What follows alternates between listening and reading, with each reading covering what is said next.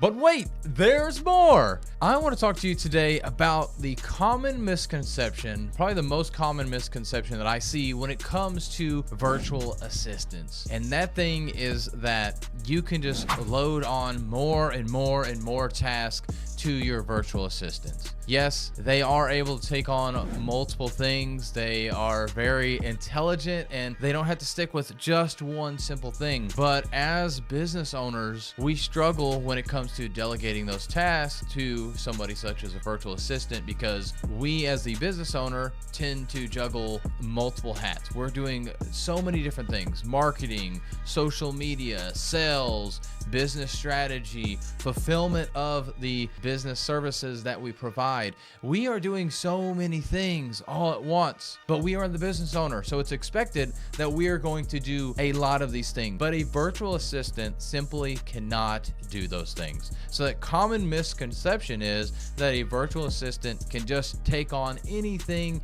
and everything. And while there are several of them out there and they are willing to do a lot of things, the best thing that you can do is actually get them into a specific field and doing a specific thing. So what are some of those specific things? Maybe something like social media management only, content creation only. Now you probably could pair those, the social media management and content creation. Maybe you can add video editing in there, but all of these kind of encompass around the same thing. But you can't have them doing social media management, creating content, lead generation, getting on sales calls with you, recruiting. You can't have them doing multiple different areas because they are so different. It's going to be hard for them to focus. And then you, as the business owner and as the person that's supposed to be leading this virtual assistant, you're going to get frustrated because of the fact that they're not getting the things done. But guess what? You also, as the business owner, were not getting all these things done when you had to wear all the hats. So why would you expect somebody else to do that? And unfortunately, that is the case, that most business owners think that somebody else can pick up the mantle and do all of these things, and all of a sudden they can just drop out completely. And you can't. You cannot be the sham wow guy and continue to say, oh, well, it does this, and wait, it does more, and it does more, and it does more. Hey, VA, you can do this, and this, and this, and this. No, no, no, no. You have to slow down. You have to give them one thing at a time. Maybe not one thing at a time, but you need to keep them in one area of focus. When you can keep them in that zone of genius, you're going to be able to get them to do things at such a better rate than you ever would have. So just to give you an example of what I've done with my virtual assistants, I'll go more specifically to my HR person. So I started out with thinking that she was going to do recruitment for me, and she actually is doing recruitment for me, but she turned more into an HR specialist. So what she does is helps with the documentation. She does contract creation for our internal and external VAs for our VA agency, as well as she's doing payroll, so she's handling that, but then she's also helping out with recruitment. Right now, I don't have enough VAs for her to be able to handle only doing HR topics, so I have added in the recruitment piece, but we've talked through that and had conversations that once we get to a point where there's a lot more recruitment going on and we have a lot more VAs there, that when she won't be able to handle both, so we will bring in somebody else that will handle more of that recruitment, because she also deals with the onboarding, so onboarding of that new VA as well as onboarding of new clients. And then as we get the client and the VA paired together, she's also doing that onboarding, and she's doing check-ins. So there's a lot of things that she's doing behind the scenes, but right now where we're at in the business, she doesn't have to do only one thing. Eventually we will get there, because our business will grow enough that she will have enough on her plate with just HR topics that I can't also have her doing recruitment, and I can't have her also doing onboarding. And so we'll start slowly taking those things away, but we're trying trying to keep her focused. I'm keeping her on that side, on that back end side, recruitment, onboarding, and HR, and we're sticking with that. And the things that come up with HR, such as KPIs, the onboarding documentation, contracts between clients and VAs and ourselves at Refined VA and everything. But she is handling all of these things. Then I have my social media manager. She is focused on our social media strategy, posting content on social media, as well as doing content creation and letting me know what I need to create on the content. Also, she's not the only one doing the content creation, but she's helping really get a good baseline for us so we can continue to be strategic in our approach when it comes to social media content.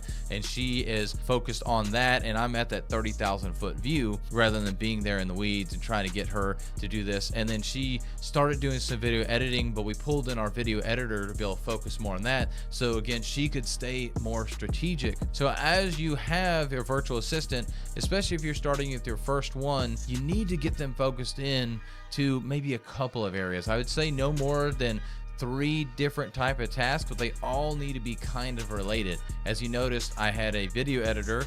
They're typically focused on video editing, which surprisingly took longer than I expected. I mean, I didn't do much video editing myself, so I didn't know how long things took. So that was a little bit of getting used to. But Jay, who does our video edits, does an amazing job. And after I figured out roughly how long a lot of these things take, now I'm like, okay, it's, you know, that's just what it is. It just takes it quite a while, longer than I expected, which isn't a big deal. But at first it was a little, oh, whoa, what's going on here? But then I, started to understand. We had questions and got through that point. But I kept him on the video editing because of the amount of time. And the same thing with our social media manager. I kept her around social media, strategy, content creation, things like that, so she could stay focused in that lane. And then I have my HR person who handles recruitment. And I've got a couple other VAs also, but I just want to share a couple of examples here that I've kept them kind of within their own lane. I don't have the HR person also doing social media, and I don't have the social media person also doing sales. I have them